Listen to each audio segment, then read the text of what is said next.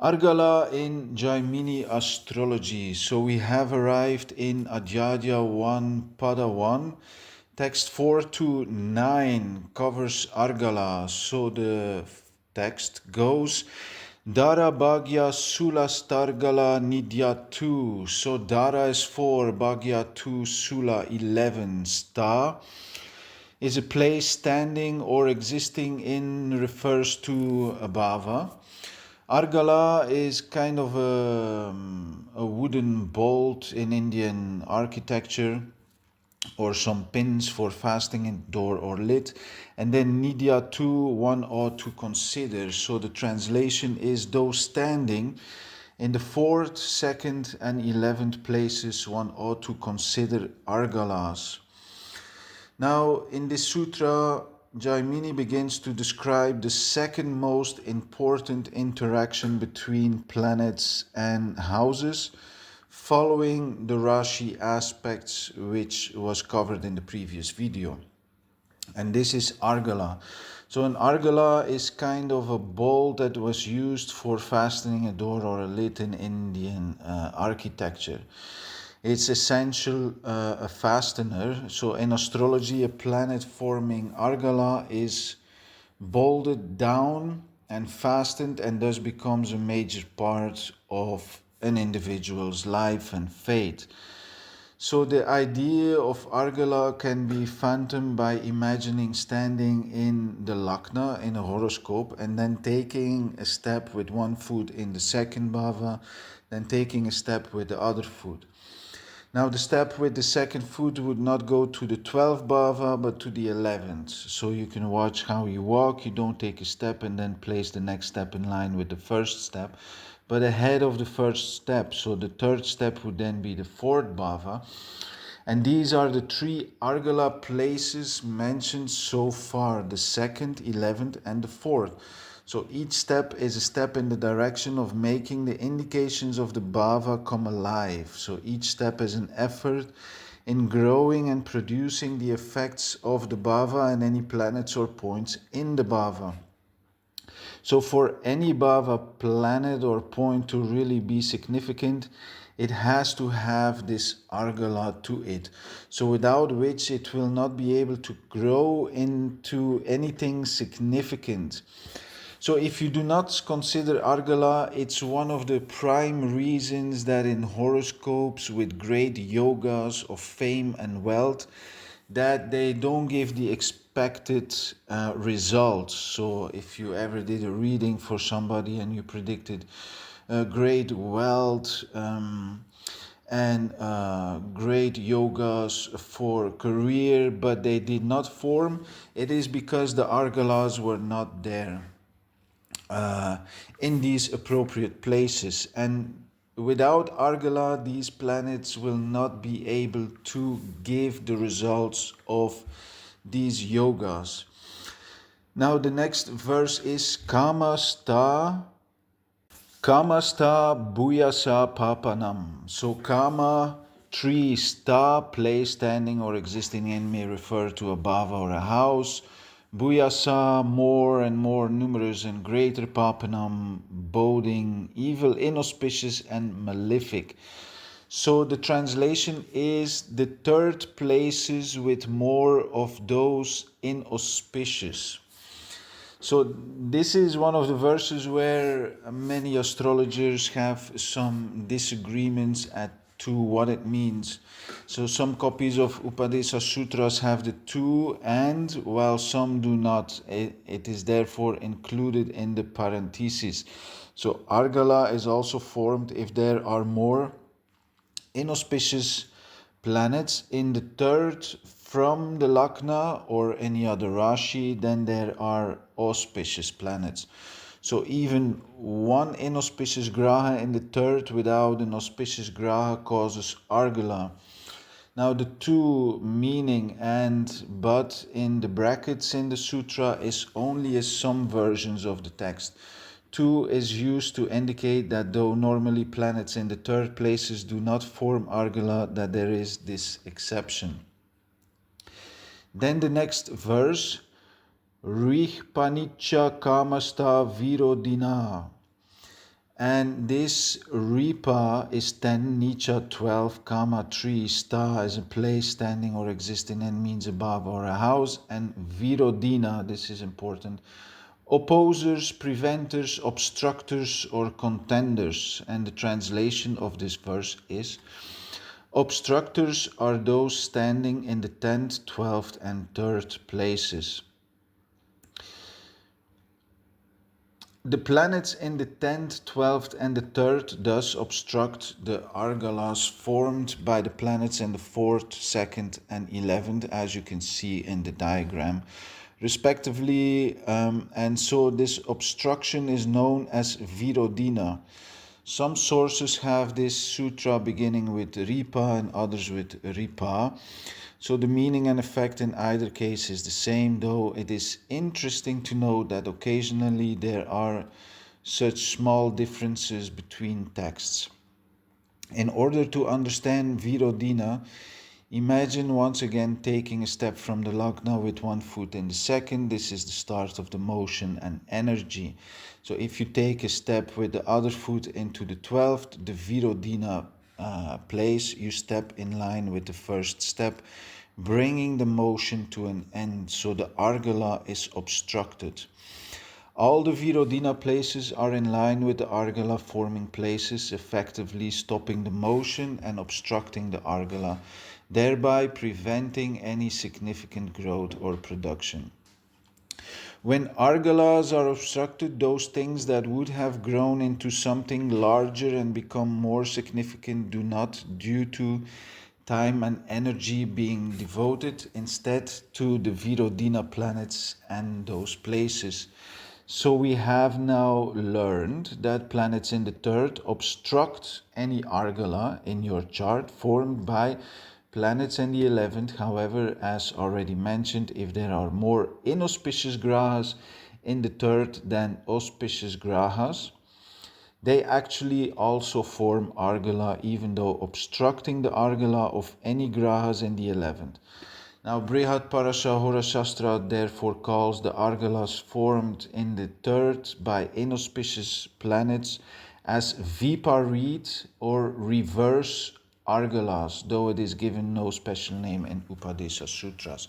Similarly, we have Viparit Raja Yogas also. So here in Brihatparashahara Shastra, he says more inauspicious grahas in the 3rd are obstructors Maitreya, and this is also Argala, known as Viparit Argala. Dvijotama, in this the planets and the bhavas give way to effects. Then the next verse is Na niyuna vibalascha. So na is not, niyuna less, diminished, destitute, deprived of, v opposite, negation, bala power, strength, validity, cha and also. So not those less and without strength. Now what does this mean? If the Virodina planets obstructing the Argala are less than those forming the Argala and without strength, then the Argala is not obstructed. The author here, Jaimini, is very clear on stating that the Virodina planets must be fewer than the Argala planets and without strength. The fact that the author requires the planets to be less and without strength brings a difficult element into understanding this sutra. Firstly, we are not guided here in how to determine the strength. In chapter 2, pada 3, Jaimini provides us with 4 methods of determining the strengths, and amongst these 4 methods, only one will always conclusively reveal whether the planets in the Argala place or the Virodina place are stronger. The other methods will often indicate both places being equally strong, which will not help us in this matter. So this is the one method that can be relied on for this purpose, which method is termed the first source of strength. The first source of strength has several tiers of measurement. The first tier is to determine which Rashi has more karakas in it. By karakas is meant the 7 planets, leaving aside Rahu and Ketu. The Rashi with more planets is the strongest. If one Rashi has more planets in it, the strength is decided. But if both the Rashis have an equal amount of planets, then the second tier is to be considered, and so on. This sutra requires the Virodhina planets to be less and without strength in order not to obstruct the Argalā. In order to understand this, keep in mind that Rahu and Ketu are used for Argalā determination, but they are not used for the first source of strength. If there are 2 embodied planets plus Rahu in the Argalā place for a total of 3 planets, and 2 embodied planets in the Virodhina place, then there are less planets in the Virodhina place, but the Argalā will still be obstructed if the Virodhina planets are stronger than the Argalā planets, which is possible because Rahu and Ketu are not considered for measuring the first source of strength. In the opposite case, if 2 embodied planets are in the Argalā place and 2 embodied planets and Rahu are in the Virodhina place, the Argalā will always be obstructed even if the Argalā place is stronger according to the first source of strength. Here is a brief outline of the first source of strength to the point required for Argalā purposes. The Rashi with a Karaka, meaning one of the 7 embodied planets, the Sun through Saturn, is the stronger. If they both have a Karaka, that which more is the stronger. If they both have the same amount of Karakas, then the Rashi with planets in higher dignity will be stronger. If the planets are in the same dignity, then the modality of the Rashi determines which is stronger. Dual Rashis are stronger than the fixed, and the fixed are stronger than the movable. If both the Rashis are the same modality, then consider the Lord of the Rashi in the same manner as the Rashi has been considered. If both the Lords are the same strong according to the above measures, then the Lord who has the highest degrees within the Rashi is the stronger, and thus the Rashi will be stronger. There is one last tier of strength, but for Argalā purposes that tier will never be restored, since the Lord of the Argalā place and the Virodhina place will never be the same. So the first source of strength will be further discussed in Adhyaya 2 Pada 3. And that's why you see when I do my screen sharing, I always keep the 3 sources of strength of Jaimini on my front screen. An obstruction that is not strong and significant enough to destroy the Argalā effects is never as good as not having an obstruction in the first place. Virodhina planets, even if fewer than the Argalā planets and weak, will still be a distraction that will take some energy away from the Argalā forming planets, but the end result is that the native will put their energy into the Argalā forming planets, which increase the significance and effects of the bhāva planets and points to which they are forming Argalā. Then the next verse is Prag Vatrikone, as before, more so at the trine. And this sutra, though simple, is difficult, and therefore there are different opinions regarding its proper meaning. The obvious meaning of the sutra is that Argalā is also formed at the trine, and that this Argalā is more significant, still more so than the others. The tricky part of the sutra is what it's meant by the trine. Most commentators believe that the 5th is the Argalā place and the 9th is the Virodhina place, which view is also supported by available versions of Brihad Parashahara Shastra. As mentioned, the available version of Parashahara reads largely like a modern commentary on Upadeśa Sūtras, but when it comes to the similar techniques, so it is not unlikely that the available Parashahara could be wrong on this point. So let us examine what we have so far learned about Argalā in order to arrive at the meaning of this sutra. taking steps from the Lagna as before. After the third step to the Argalā placed in the fourth step goes to the ninth, not to the fifth. It is therefore more logical to consider the ninth as the Argalā place and the fifth as the Virodhina place. In the third pada of this Adhyaya, where the author Jaimini describes the use of Argalā, other factors supporting the ninth to indeed be the Argalā place and the fifth, the Virodhina place, will be presented. Then next we have Viparitam Ketu, and then from Ketu reversed. And that means that the Argalā forming places and the Virodhina places are taking in the reverse from the Rashi that Ketu occupies. So some are of the mind that it's not from Ketu that the Argalās are counted in the reverse, but from for Ketu, meaning that to see if Ketu forms an Argalā to some bhāva, go in the reverse direction. But this is not so, as Jaimini specifically uses the ablative case of Ketu, namely Keto, which means from Ketu.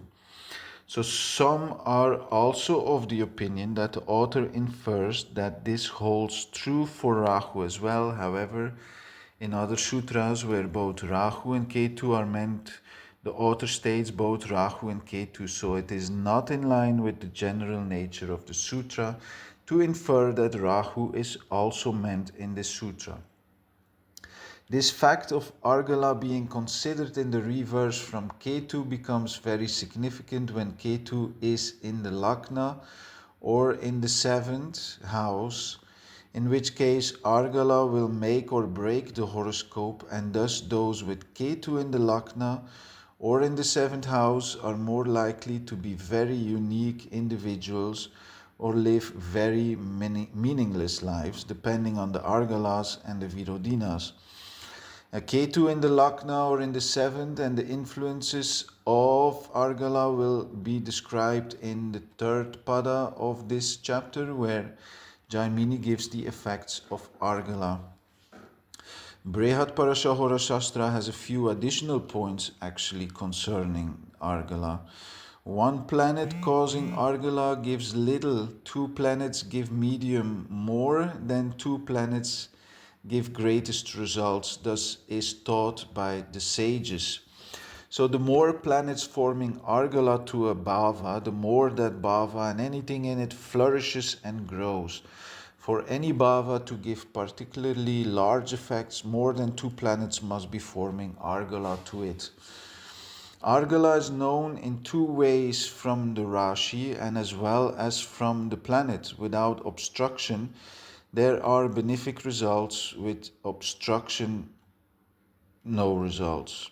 Argalā does not only support the growth, thus, and production of a Rashi, but also that of any planets in the Rashi, making them more significant as well. And then Parashara mentions when the dasha at the Rashi where the planet forming Argalā to that is situated runs, at that time the results are known without doubt, Dvijotama.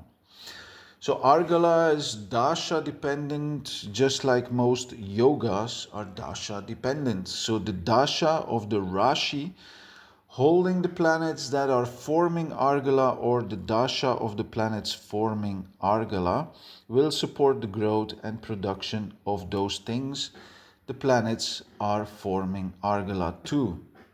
So during these dashas, involvement with those things indicated by the Argalā forming planets will support the growth of those things the planets are forming the Argalā too. And Parashara mentions a benefic planet forming Argalā causes many kinds of happiness. A malefic Argalā is middling and mixed is best. So obviously benefics forming Argalā support the growth and productivity of that which they are forming Argalā to easily, quickly, harmoniously and enjoyable. Malefics forming Argalā do so stressfully with difficulties or delays, and because one has to or is forced to by the circumstances. It's very interesting to know that Brihat Parashahora Shastra prefers Argalā formed by both benefics and malefics. So in this event, the malefics become more productive on account of forming Argalā, and due to being with benefics, the stress they bring eventually contribute to comfort, and so the stress is found very worthwhile, which can mean any difficulties are not felt as stress but as opportunities. It is not only important to consider whether a planet forming Argalā is a benefic or malefic, it is also important to consider the karakaship of the planet and what it lords over in the horoscope. What the planet is indicating on account of any yogas it is forming is also very important. The actual use of Argalā is described by Jaimini in Adhyadhya Pada 3. So now we discussed this is mostly for the first house and the seventh from the Lagna, if you use Chandra Lagna or Surya Lagna or the normal Lagna. Because the first house and the seventh house calculations, they have to do with your destiny. And then you can also calculate Argalas from any Rashi or any planet in the horoscope. Thank you for listening and participating in this course, and I will see you in the next chapter when we will discuss Atma Karaka.